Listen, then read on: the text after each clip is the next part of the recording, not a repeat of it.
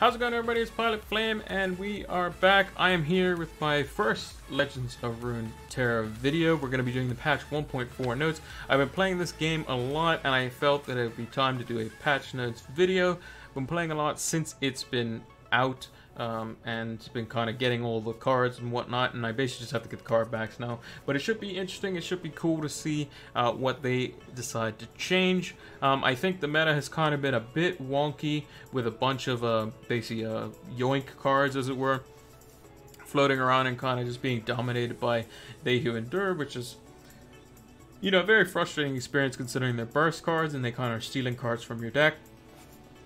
And they're kind of stealing cards that you could potentially buff, so basically Ferran was kind of useless. So hopefully that changes in this patch notes. There's some other problem cards too. Potentially Will of Ionia would be something I'd like to see to go to 5 mana.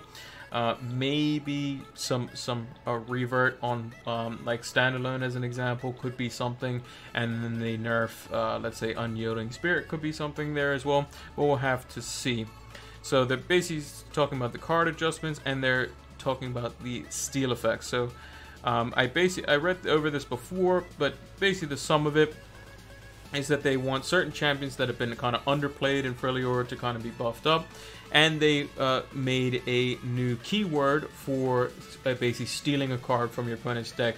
It's now called nab, and basically what nab does, it doesn't take from the top of your opponent's deck, it steals a non-champion card from the bottom of your deck. So if you're playing Omen Hawks, you don't get your buffed card stolen from you, which is obviously fantastic. New mode, so they have Gauntlet, which is basically if you've played Hearthstone, or if you played Magic the Gathering Arena, it's basically a way where basically you just have to win just all these games in a row without losing, and they're basically going to have certain requirements. So the first one is just a regular type of Gauntlet, where you just kind of play and you just keep going until you either hit 7 wins or you lose once. And then eventually they're going to change it to, like, the next one they said a singleton, where basically you're only allowed the max of 1 copy of each card in your deck. In addition, you get XP based on the number of wins, so pretty cool there. Another way to get XP, which is always appreciated. Obviously I can only get card backs now, so obviously will be more beneficial later on. But the new rank season, so these are different icons. I'll be getting the diamond one. Didn't make it to Masters, unfortunately. Was obviously unlucky there, and kind of didn't really put too much into it. I was kind of getting frustrated with OBS, unfortunately, but we'll get that sorted. We'll definitely get that sorted. So new rank rewards plus season, so it's disabled until 10 AM PST on June 25th. It's perfectly fine. So basically Masters accounts will drop 8 divisions, Diamond and Plat will be 7 divisions plus 50 LP. So I will go from Diamond 4 to Gold 3, Gold 4, 50 LP, something like that. You know, it is what it is. Just have to wait a few days and then start playing the game, basically.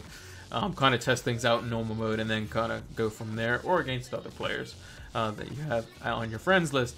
Masters update, so basically what they've done here, from what I can tell, kind of skimmed over this as well, is now instead of it uses an LP system rather than a ladder system.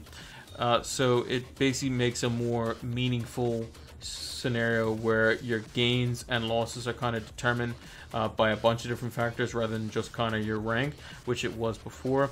So the example they put here says from there, your LP gains and losses will be determined by any combination of factors, including your MMR, your opponent's MMR, how much LP you have compared to other players in Master. These values are centered around 20 LP, the same amount gained or lost in Diamond and Plat.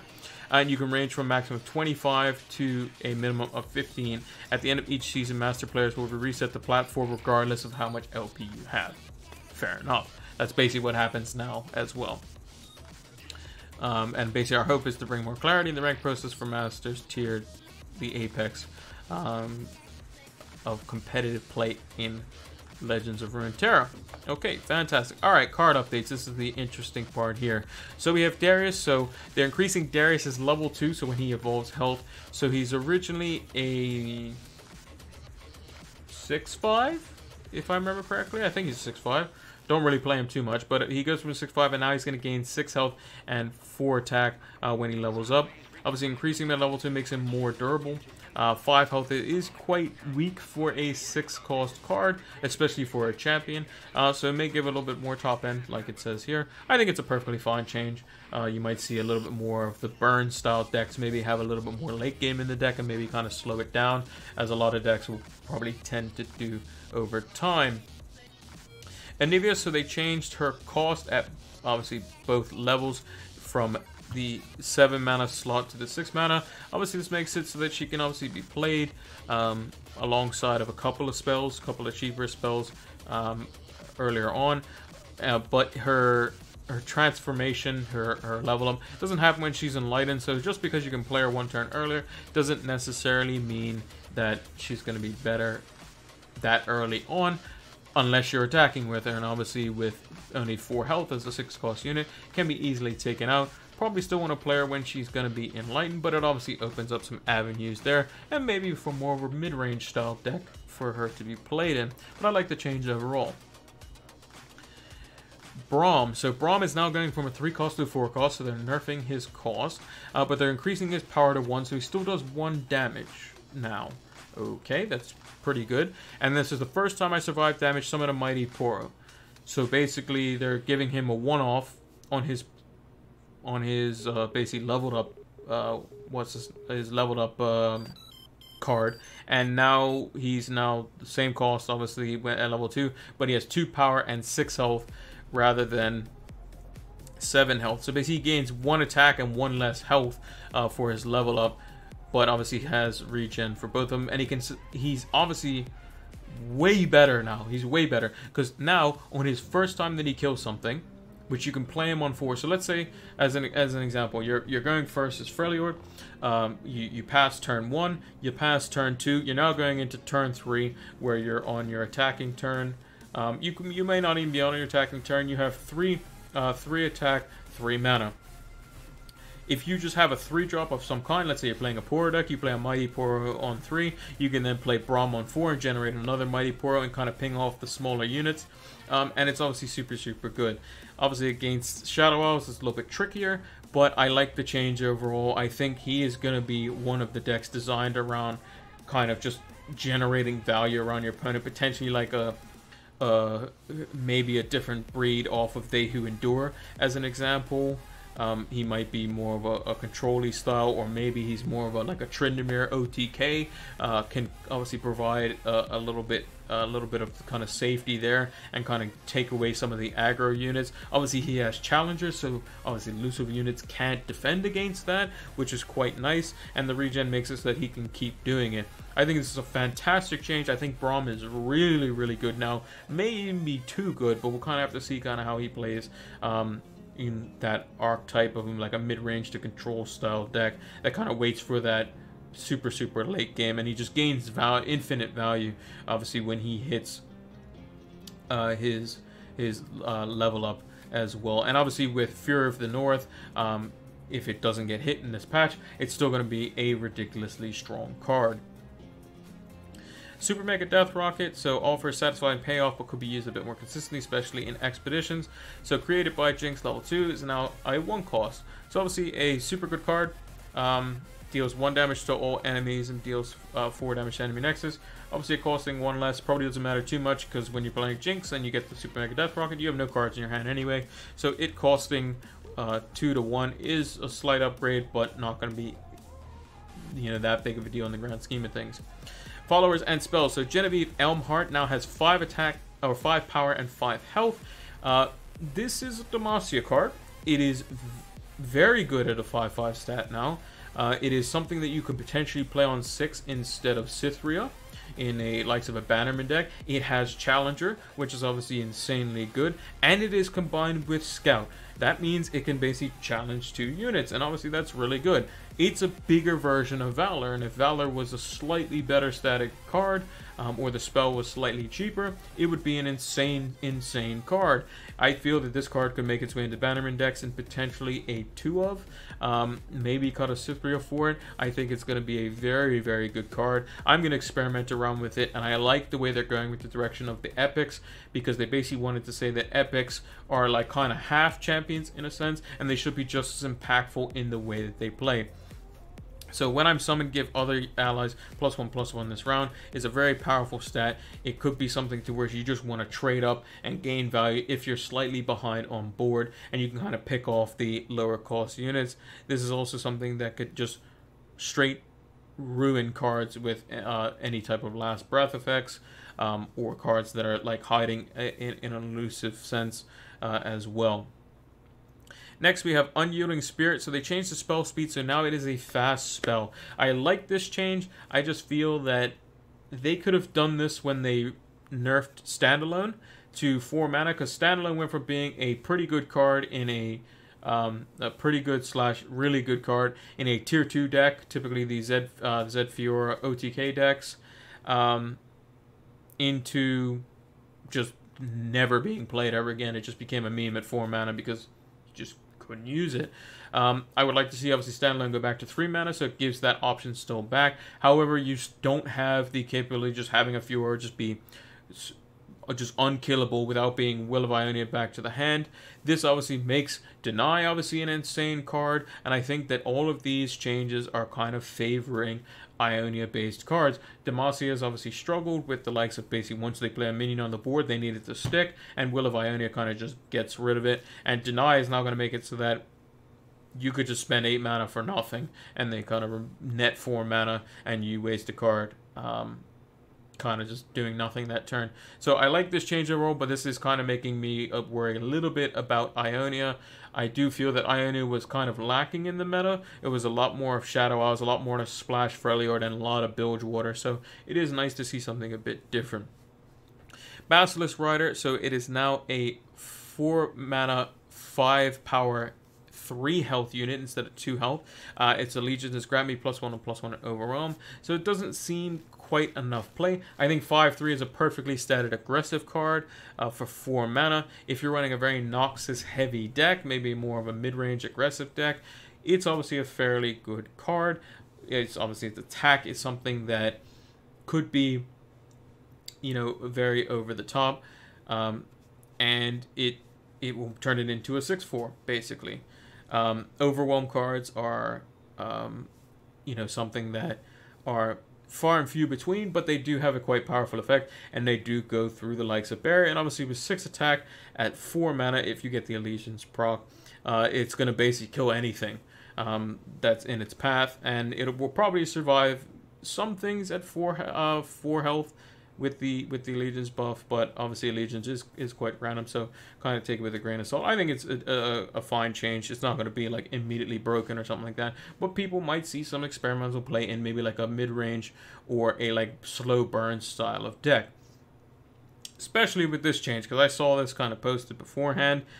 Captain Ferran, when I'm summoned, create 3 decimates in hand. So instead of changing your hand to decimates, it just gives you 3 decimates. It's fantastic. It has overwhelm. It's an 8/8 for 8. What more is not to like about this card? I think it's super good. It basically is 8/8 for 8. Spend what's it? 15 mana, deal 12 damage. I think that's quite good. Obviously they are slow spells, but he obviously has overwhelm, and typically you don't need all 3 decimates. So even if they nerfed it to only 2 decimates, it's probably just as fine. I think it's obviously a fantastic change, and I think the card might see some play, like I said, in a slower burn deck. Aurora Borealis is now a 6-cost spell.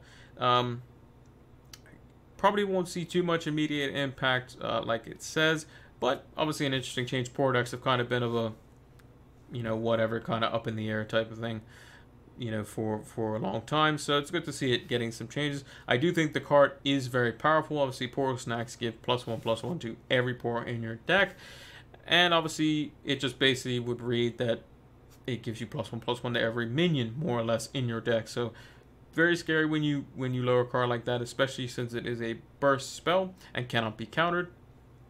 Can be quite a powerful card if they you know, keep giving it buffs or reduce it in such a way to where the deck becomes too good. Poro Horda, so they changed this cost from 4 to 2, so they're lowering it, make it lower on curve. We're adjusting Poro Horda to provide decks a more appealing on curve option. Fantastic. It's now started at a 2/3. perfect stats for a defensive-oriented card for 2 mana. And old text, when I'm summoned, draw 2 Poros if you have a Poro ally, to now, when I'm summoned, draw a Poro if you have a Poro ally. So it's, if I have a Poro ally, draw 1 rather than draw 2. It's fantastic. I think this is way better. You're able to play it on 2. You play your 1 mana Poro on 1. You play a Poro Herder on 2. Maybe you play some kind of spell on 3. And then you have Braum on 4.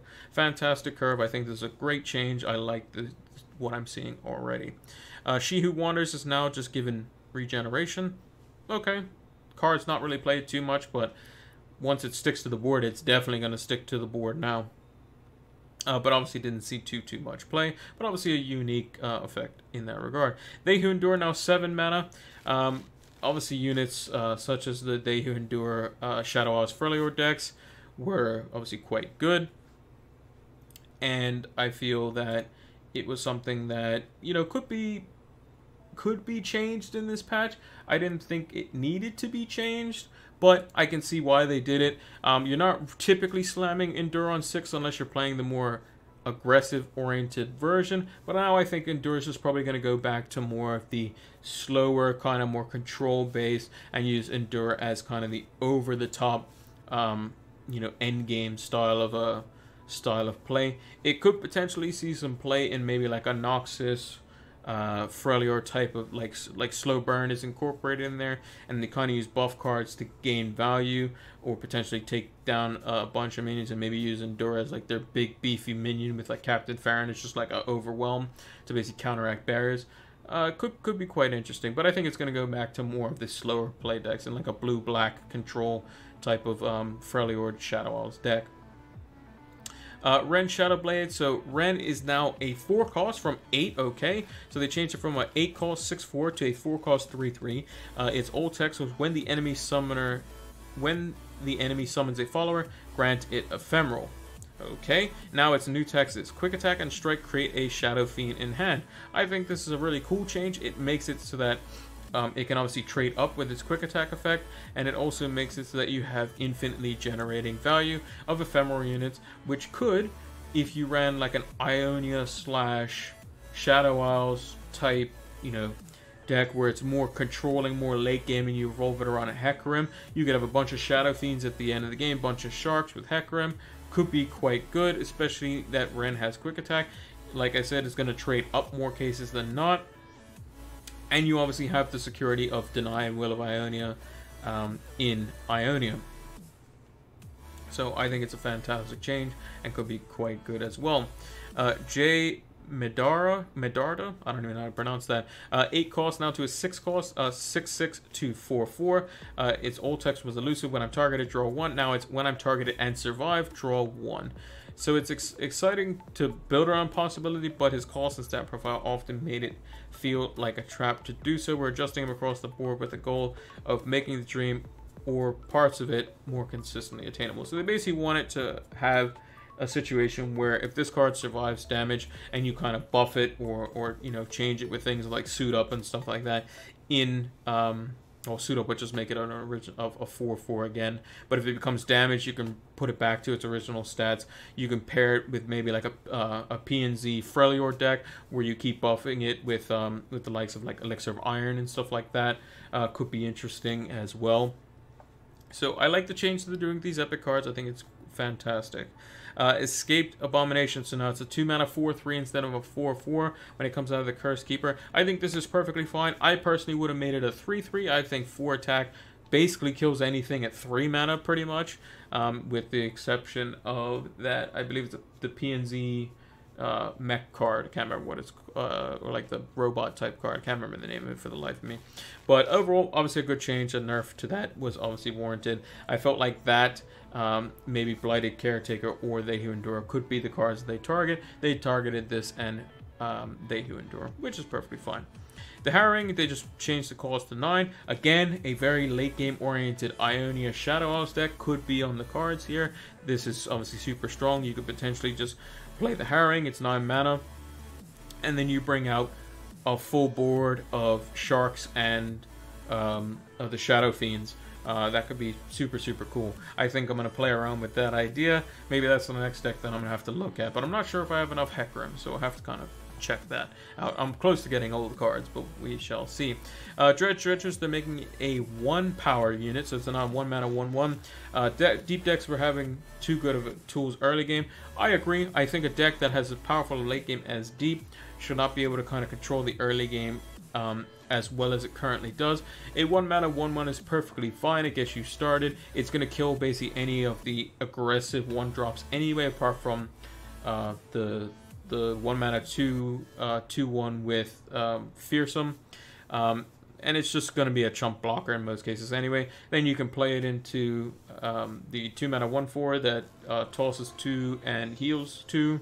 And then you can play it into you know, your 3-drop with lifesteal, and you can do all kinds of things like that. I'm very bad with card names so far, but overall, I think it's a fine change. With deep, like I said, deep decks are designed to basically get in a state where they have 15 or less cards in their deck, so that their sea monsters are super massive. This card still does that, but it doesn't make it so that it just gets away with being just able to kill 2 drops with its 2 attack or 2 power, which makes the most sense.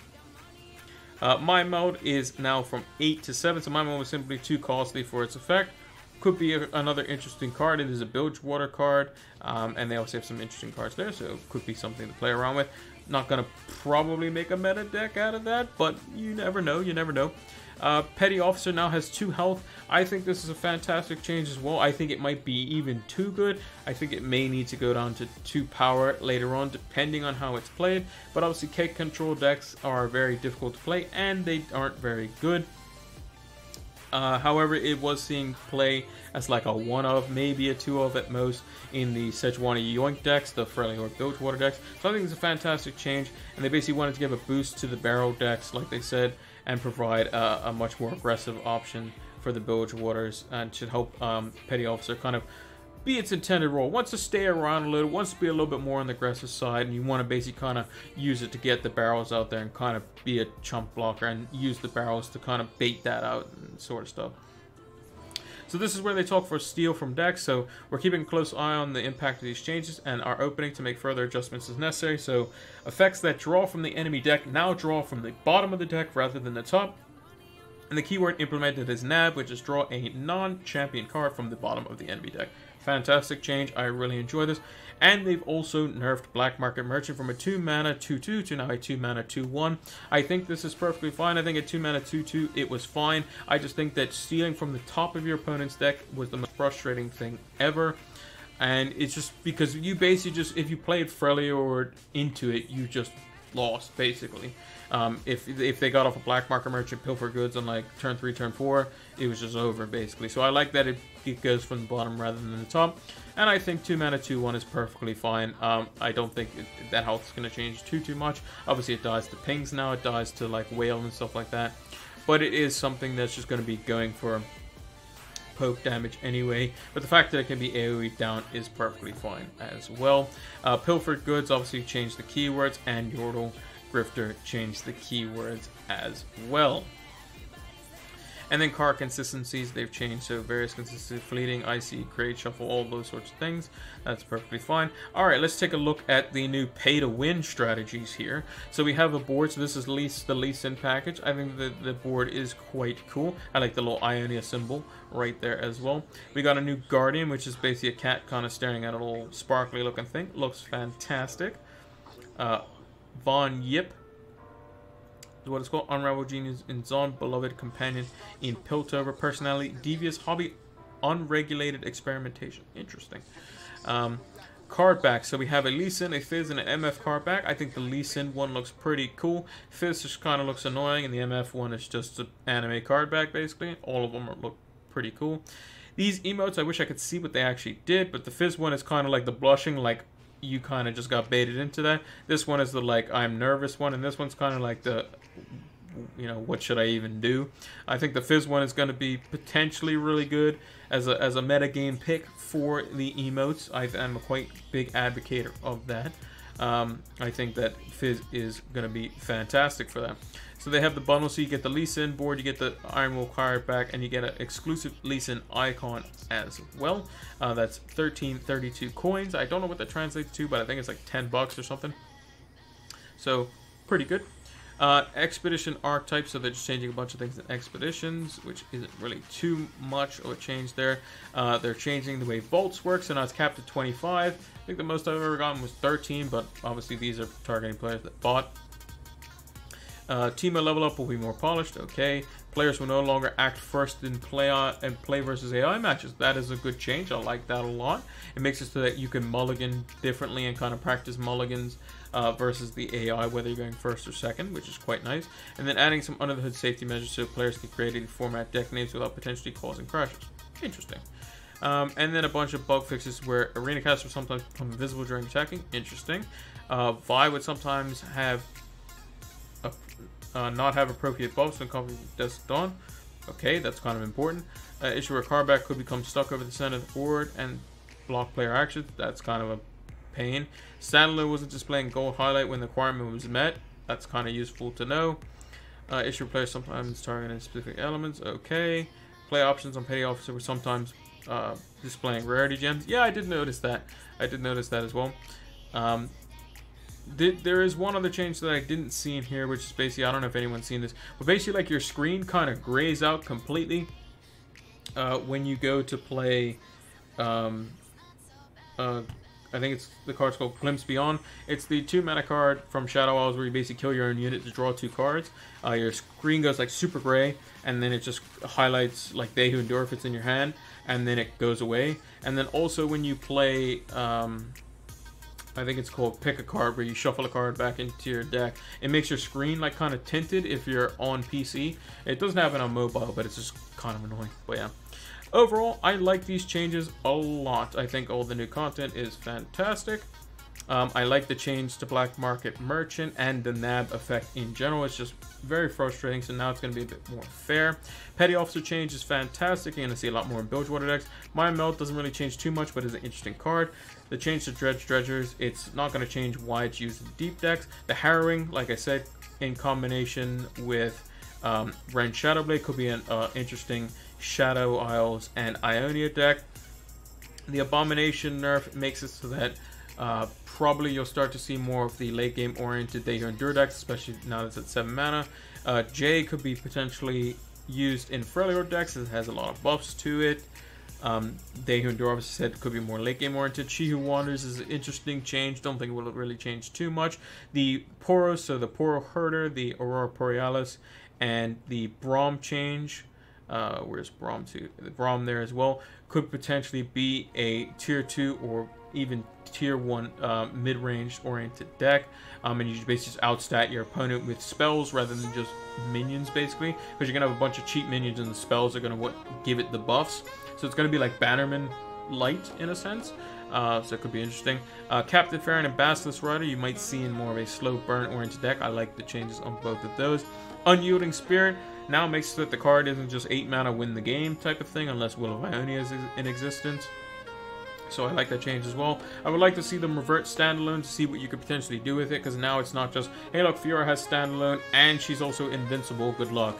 You know, standalone decks obviously did have a payoff where they couldn't do anything for the first 2 turns if you wanted to play 3 mana champion into standalone. So I like to see them revert that, because it was, like I said, it was never in a tier 1 deck as far as I know, because Bannerman was obviously just better at the time, and Unyielding Spirit was a burst spell at the time. And then Genevieve Elmhart, fantastic fantastic buff for this card.